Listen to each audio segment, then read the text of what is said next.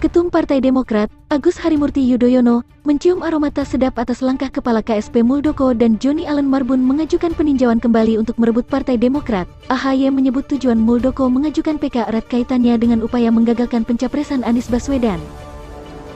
Saudara-saudara sekalian, KSP Muldoko mengajukan PK pada tanggal 3 Maret tahun 2023. Tepat satu hari setelah Partai Demokrat secara resmi mengusung saudara Anies Baswedan sebagai bakal calon presiden, kata AHY di DPP Partai Demokrat, Menteng, Jakpus, Senin, tanggal 3 April tahun 2024.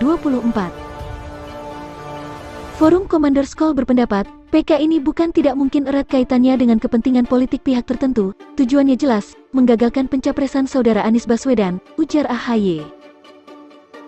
Upaya menggagalkan pencapresan Anies Baswedan, AHY mengklaim, juga sejalan dengan upaya menggagalkan koalisi perubahan yang digagas Demokrat bersama Partai Nasdem dan PKS.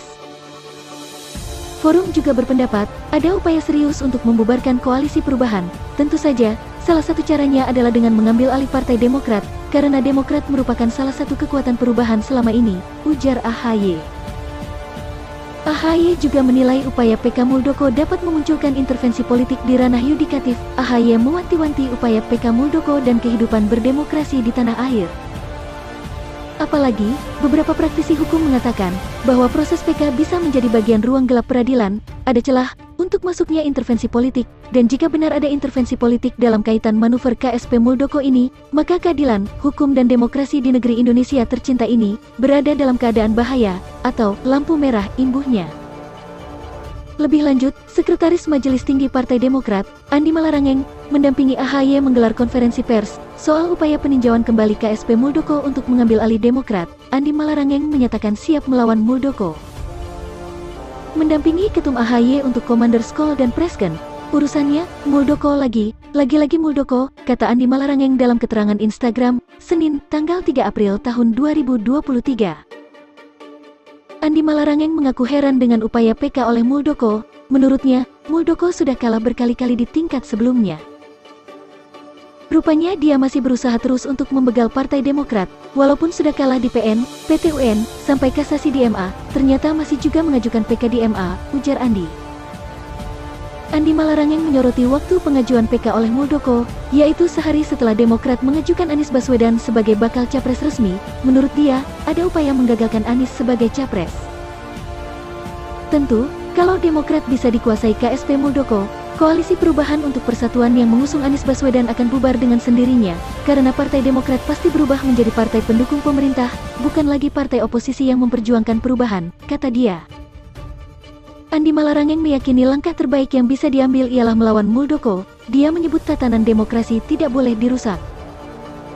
Hanya ada satu kata, lawan. Perilaku kekuasaan seperti ini tidak bisa dibiarkan. Ini merusak tatanan demokrasi yang kita perjuangkan sejak reformasi. Mudah-mudahan para hakim yang akan mengadili bisa tegar menghadapi tekanan kekuasaan dan tetap memutuskan sesuai kebenaran dan keadilan. Amin, kata Andi Malarangeng.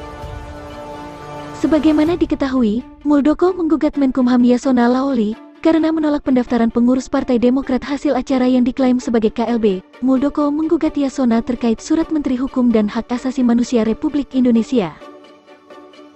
Namun gugatan yang diajukan ke PT UN Jakarta itu kandas. Majelis PT UN Jakarta menilai tidak berwenang mengadili kasus itu. Dalam pokok perkara, menyatakan gugatan penggugat tidak diterima. Demikian bunyi putusan PT UN Jakarta.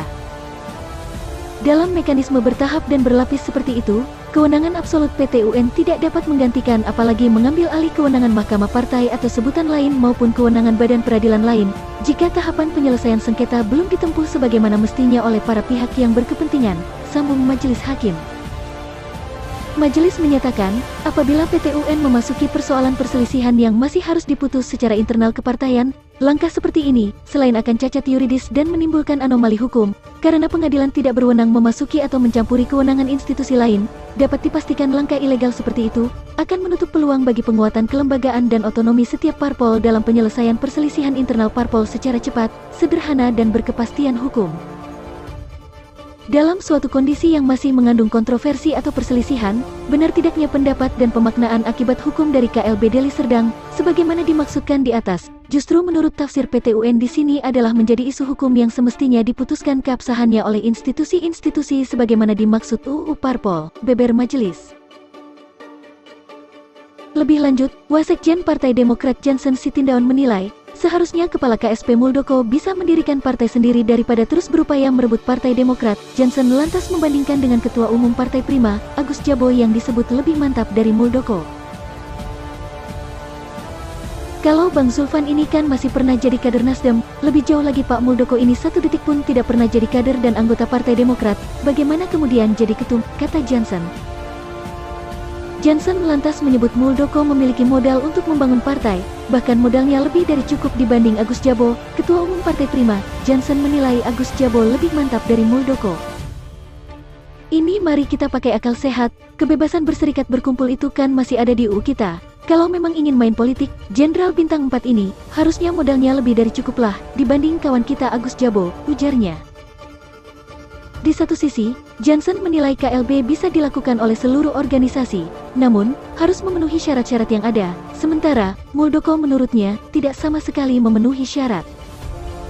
Apakah di Demokrat boleh KLB? Boleh, di seluruh organisasi boleh KLB, syaratnya misal ada ketum meninggal dunia atau alasan tidak puas, kan ada syarat-syaratnya. Di Demokrat itu pertama ada surat majelis tinggi, kedua harus dihadiri minimal 2/3 DPD, sama 1/2 plus 1 DPC, ini tidak ada satupun terpenuhi, ujarnya. Saya ini 14 tahun berpartai, jangan-jangan beliau nyanyi lagu Mars dan himne Partai Demokrat pun nggak bisa, itu makanya akal sehat, lanjut Johnson. Johnson pun menegaskan, partainya sudah mengajukan memori kontra PK, dia yakin kebenaran akan berpihak kepada Demokrat. Karena PK ini sudah diajukan, kami Partai Demokrat sudah secara resmi sudah mengajukan kontra memori PK, kami yakin akal sehat kebenaran hukum dan jalan sejarah akan memenangkan kami. Untuk seluruh kader Partai Demokrat tetaplah tenang, kita akan memenangkan kembali di bawah kepemimpinan AHY, ujarnya. Jadi, bagaimana menurut teman-teman tentang berita ini? Tinggalkan pendapat kalian di kolom komentar di bawah. Jangan lupa tekan tombol subscribe, klik like, komen dan share videonya. Tekan lonceng notifikasinya agar tidak ketinggalan video terbaru dari kami. Terima kasih.